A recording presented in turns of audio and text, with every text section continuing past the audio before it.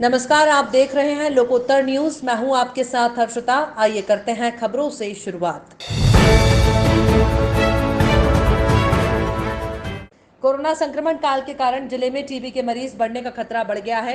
दरअसल पिछले साल फरवरी से मई माह तक लॉकडाउन होने के कारण टीबी के नए मरीजों की खोज संभव नहीं हो पाई, जिससे टीबी बीमारी की रोकथाम करने में भी परेशानियों का सामना करना पड़ा।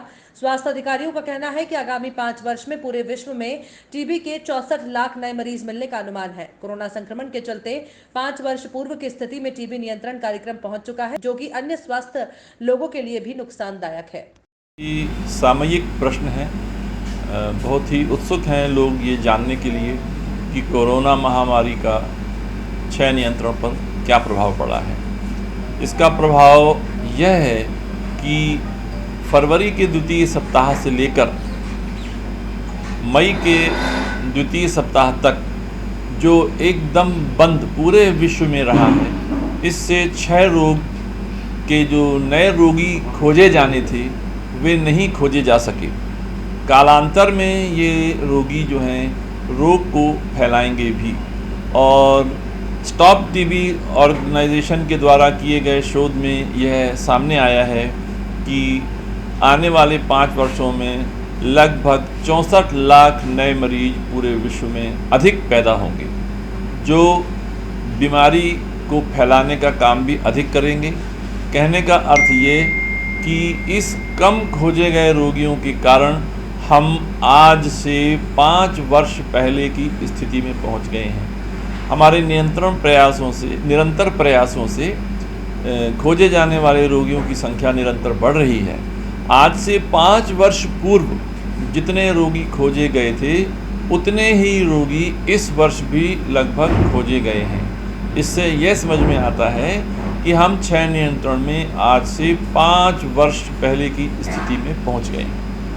दूसरा पहलू जो कि कोरोना के साथ जुड़ा है वो है सोशल डिस्टेंसिंग, घर में रहना और मास्क का प्रयोग। तो अभी तक इसका क्षय नियंत्रण में क्या असर पड़ेगा, कोई इसका शोध अभी तक उपलब्ध नहीं है जिसके आधार पर मैं आपको ये बता सकूं कि इसका क्षय नियंत्रण पर क्या प्रभाव पड़ेगा। मुख्यमंत्री शिवराज सिंह चौहान ने शुक्रवार को मुख्यमंत्री निवास में वटवृक्ष का पौधा लगाया। वहीं स्मार्ट पार्क में कारोस का पौधा भी लगाया। प्रदेश में पत्नियों के साथ बढ़ रही हैवानियत पर मुख्यमंत्री ने चिंता जाहिर करते हुए कहा कि 15 दिनों में हुई घटनाओं ने मुझे झकझोर दिया है। 3 बहनों के हाथ काटे गए। उन्होंने कहा, यह घरेलू हिंसा का गंभीर मामला है। मैंने डीजीपी जौहरी को निर्देश दिए हैं कि ऐसी घटनाओं को गंभीरता से लेते हुए आरोपियों के खिलाफ सख्त से सख्त कार्रवाई की जाए। उन्होंने कहा कि घरेलू हिंसा के खिलाफ जन जागरण अभियान भी चलाना चाहिए। साथ ही मुख्यमंत्री ने कोरोना संक्रमण से बचने के लिए लोगों से अपील की है कि आपातकाल का समय है, मर्यादा जरूरी है। उन्होंने कहा, मैं सभी से घर पर त्योहार मनाने की अपील करता हूं। साथ ही उन्होंने कहा कि जरूरत पड़ी तो धर्म का पालन भी करूंगा। मैंने इन मामलों को बहुत गंभीरता से लिया है। आज डीजीपी को मैंने निर्देश दिए हैं कि चिन्हित अपराध मान के जिन्होंने हाथ काटे हैं उनको जल्द से जल्द सजा मिले, फास्ट ट्रैक कोर्ट में सुनवाई हो। लेकिन ये मामला तब और गंभीर हो जाता है अगर और कोई हमला करे तो अपराध है, लेकिन पति अगर हाथ काटे तो ये विश्वास का खून है। आखिर 7 फेरे लिए, जन्म जन्म का साथ निभाने की कसमें खाई है, और घर से ले जाओ जंगल में लकड़ी बीनने और हाथ काट दो।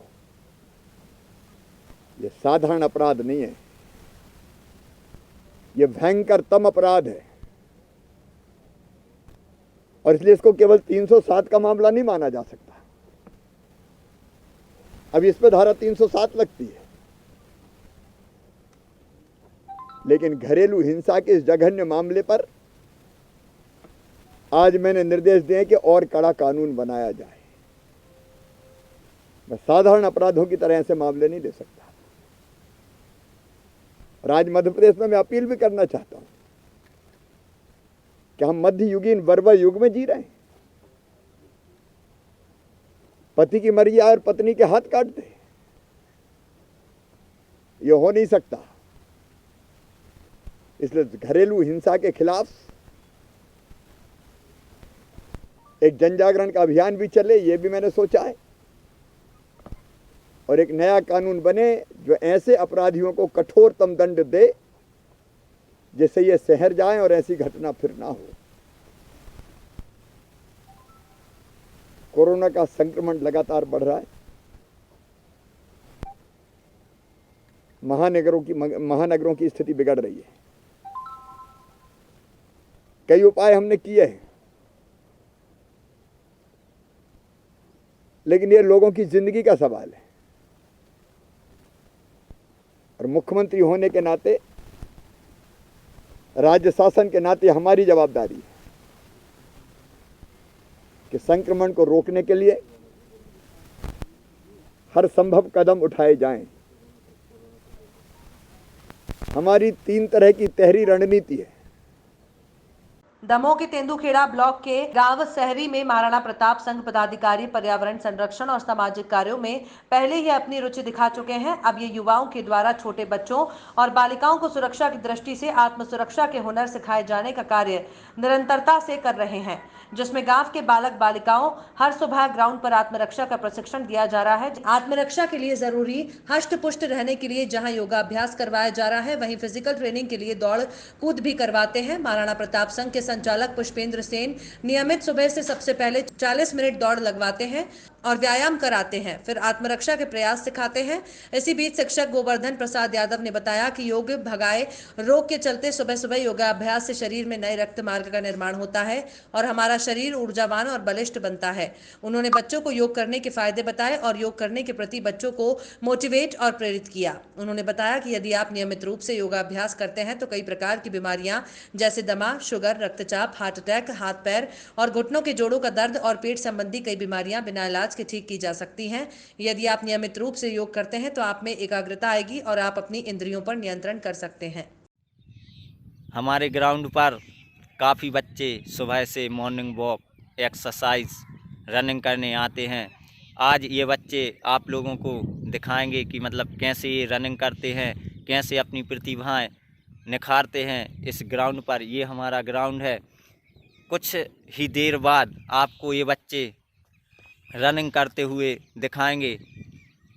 एक राउंड लगाएंगे और ये हमारा जो राउंड है 170 मीटर का है। एक राउंड लगाएंगे और दिखाएंगे कि कैसे ये बच्चे रनिंग करते हुए अपनी प्रतिभाएं आगे की ओर बढ़ा रहे हैं। नमस्कार, ये आप देख रहे हैं हमारे महाराणा प्रताप संघ को। यहाँ बच्चे सुबह के 5 बजे आ जाते हैं और फिक्स टाइम 5 बजे से रनिंग स्टार्ट कर देते हैं। आज हम लोगों ने लक्ष्य रखा था कि 40 मिनट दौड़ेंगे। 5 बजे से दौड़ने के बाद हम लोग 5:40 पर रुके, कुछ एक्सरसाइज की, योगाभ्यास किए और यहाँ पे हम लोगों ने लक्ष्य रखा है कि हमारी बॉडी फिटनेस बनाएंगे, योग के द्वारा रोगों को भगाएंगे और जो भी अनियंत्रित वातावरण फैला हुआ है हमारे चारों ओर, जो भी सामाजिक कार्य होते हैं जैसे गांव में साफ सफाई अभियान। नशा एक ऐसी बुराई है जो हमारे समूल जीवन को नष्ट कर देती है। नशे की लत से पीड़ित व्यक्ति परिवार के साथ समाज पर बोझ बन जाता है। ये बात जवाहर नवोदय विद्यालय के उपाचार्य डॉक्टर ललन झा ने शासकीय हाई स्कूल कुशौली के छात्रों और ग्रामीण जनों को नशे के विरुद्ध पेस सेटिंग एक्टिविटी के तहत जागरूकता अभियान के दौरान संबोधित कर व्यक्त की। कार्यक्रम प्रभारी रविकांत मिश्रा ने सभी छात्रों और ग्रामीण जनों को मास्क वितरित किए। विशिष्ट अतिथि डॉक्टर के अमरिया ने बताया कि मुंह, गले और फेफड़ों का कैंसर, ब्लड प्रेशर, अल्सर, यकृत रोग, अवसाद और अन्य अनेक रोगों का मुख्य कारण विभिन्न प्रकार का नशा है। कार्यक्रम में बड़ी संख्या में ग्रामीण जन मौजूद रहे। बड़ा नासूर बन के है नशा इस देश में फैला, बड़ा नासूर बन के है मिटाना है इसे हमको, कसम यहाँ आज खाना है।